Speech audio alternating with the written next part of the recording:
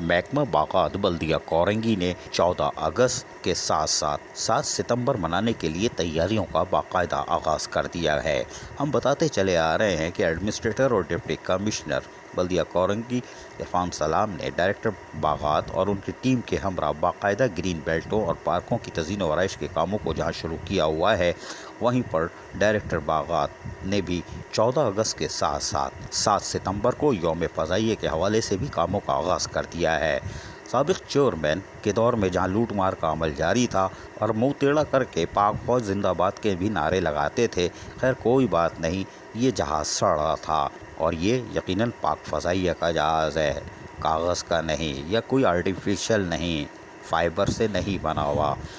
یہ پاک فضائیہ کا احسان تھا کہ انہوں نے کراچی کی شاہراہوں کے لیے اپنے طیارے گفٹ کیے تھے، لیکن حیران کن طور پر بلدیاتی ادارے اس سے منہ موڑ چکے تھے۔ لیکن آج بلدیہ کورنگی میں ڈائریکٹر باغات نے اس کی تزئین و آرائش کے کاموں کا باقاعدہ آغاز کر دیا۔ گزشتہ روز بھی کاموں کو جاری رکھا تھا۔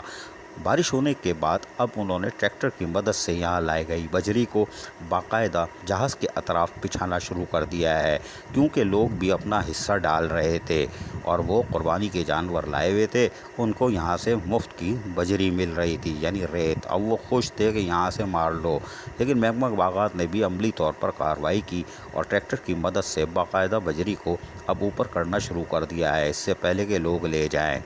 تاہم یہ بات خوش آئندہ ہے کہ محکمہ باغات جہاں تزئین و آرائش کے کاموں کو جاری رکھا ہوا ہے اور گرین بیلٹوں کے ساتھ ساتھ 7 ستمبر یوم فضائیہ منانے کے لیے بھی اپنی کوششوں کو تیز کر چکا ہے، اور یقینی طور پر لفاظی طور پر یا منافقت کے طور پر پاک فوج زندہ باد نعرے لگانے سے بہتر ہے کہ عملی طور پر کچھ کر کے دکھایا جائے، تب تو مان لیا جائے گا۔ اور یقینی طور پر 7 ستمبر کو یہ جہاز کی چھوٹی چورنگی شاہ فیصل ٹاؤن کی یقیناً ایک خوشنما منظر پیش کرے گی۔ عزیز عارف، KBS بلدیاتی نیوز، کراچی۔ ایسی ہی خوبصورت ویڈیوز فیوچر میں حاصل کرنے کے لیے ریڈ بٹن پر کلک کر کے اور بیل آئیکن کو پریس کر کے ہم سب کے سبسکرائبر بننا مت بھولیے۔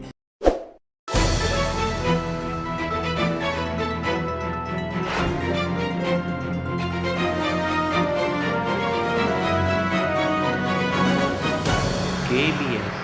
بلدیاتی نیوز۔